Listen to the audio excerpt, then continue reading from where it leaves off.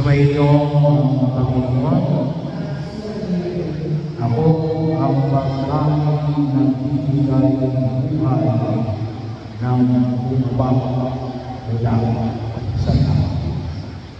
Mabubuhay magkakailanman ang sino mang kumain dito.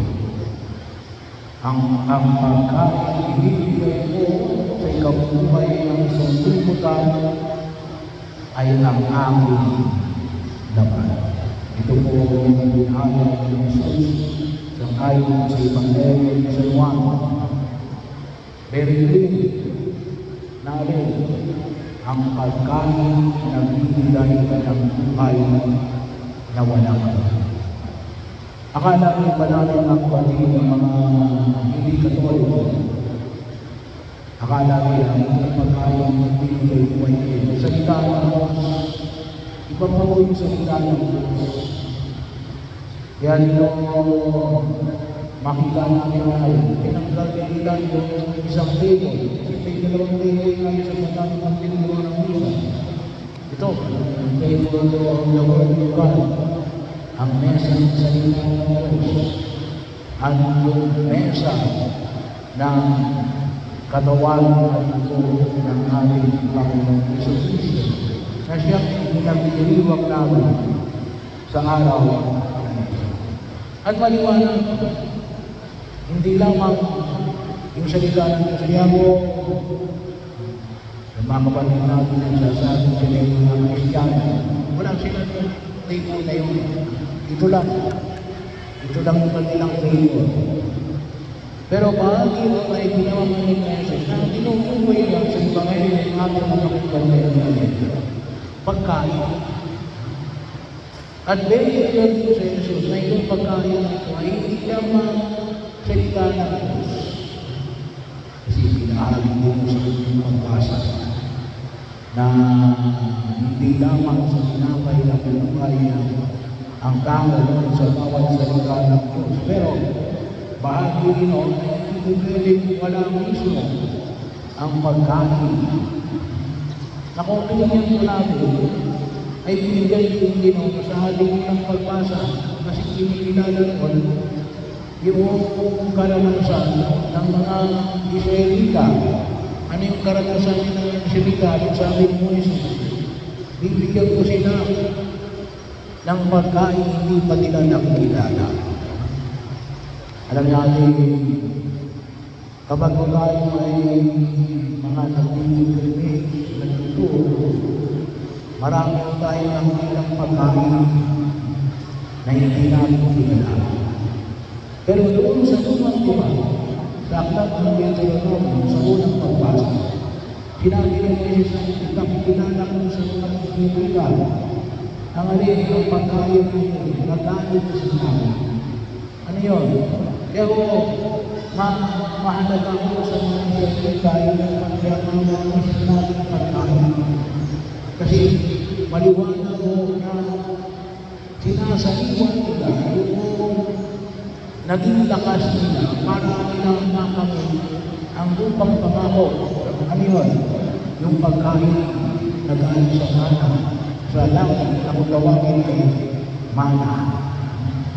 Yung nagbigay ng lakas ng Israelita para pagkain nila habang sila naglalakbay mula sa Egypto patungo sa lupang pangako. Sa lupang pangako, kapag magbinari namin lupang pangako sa banal na kasulatan, ang tawag namin ay Israel. Present day, ang tawag natin ay Israel at Palestine. Nahali na. Bahagi yun. Pero kung yun ang Israel, noong sila ay nakalating doon ng ibinahal sa kanila yung lupahin. At yan ay naglakas sila. Yung pagkain na galing sa langit na kung tawagin namin ay mana. At yun ay sinasabi niya, kinakailangan natin kainin. Hindi mana. Wala na yung mana. Ano yung kakainin natin? Yung banal na parisip. Yung pagkakain ng Diyos na naniwala sa loob ng banal na Panginoon ng isa na kapag sinabi ng Panginoon during the consecration, ito ang aming katawan in persona Christi sa pagkatao ni Kristo, alin ang tinapay ay nagiging katawan at ang ilang patak ng anak ay nagiging dugo ng ating Panginoon Jesus. Kaya patuloy yun ang pinagpapalit ko sa inyo na kung walang handang, ano yung handang? Yung malaking kasalanan. Ano yung malaking kasalanan? Yung labag sa Panginoon sa Diyos. Anong gagawin? Huwag magpapagod yun kapag may mortal sin. Anong gagawin? Mag-umpisahan. Mag-umpisahan. Sabi ng nabi. Pero kapag wala ang handang, kapag kayo na wala. Kapag may handang, huwag mo kayo magpapagod. Lahat ang bibigat ang inyong kasalanan. Yung biyaya na dapat ninyo ng tabi, ano mangyari? Magiging sabawan sa pagkahamang sa Pilipinas. Bakit ito mga alam nyo? Isang mga requirement na yun, yung tinatawag natin Eucharistic fasting, yung isang oras sa pag-aayon nang hindi pagkain ng Panginoon, maliban ng tubig. Kung wala ang dalawang alam na yung isa, dalawa rito, ay huwag tayo magpupulong. Pero kung wala ka na magpupulong, bakit? Ay paano, sabi ng paano natin paglalaman ng kasalanan at kasamaan? Paano tayo lalaman sa korupsyon? Gawa lang ng sarili ng lakas, sarili ng lakas. Wala tayong kapangyarihan na laman yung mga tugsok ng daigdig na ito. Bahagi yun. Saan tayo kumuha? Sinabi ng sa Panginoon. Sa pamamagitan ng alin? Pagkain. Kung paano tayo kinakailangan ng mga sinakarapin ang hamon ng daigdig na ito sa pang-araw-araw natin pamumuhay para tayo makalakad kapag lumaho, kinakailangan din natin yung aling pagkain ng alin ng katawan ni Kristo at ang kanyang dugo. Bahagi yung paraanin, matatalim tayo. Naglalong-lalo na sa pinayag sa inyo ngayon natin. Nakikinasabi nyo ay magkakaroon ng buhay. Ang umiinom ng aking dugo ay may buhay na walang hanggan at muli ko siyang buhayin sa ulo. Kapag tayo, sabi nga mo na ay magsusurvive, kung wala tayong lakas sa daigdig, saan tayo nagwala? Go to Mass every Sunday. At kapag walang handang, tumanggap kayo ng tulong. Kasi diyan kayo kumuha ng lakas natin, magpatawad.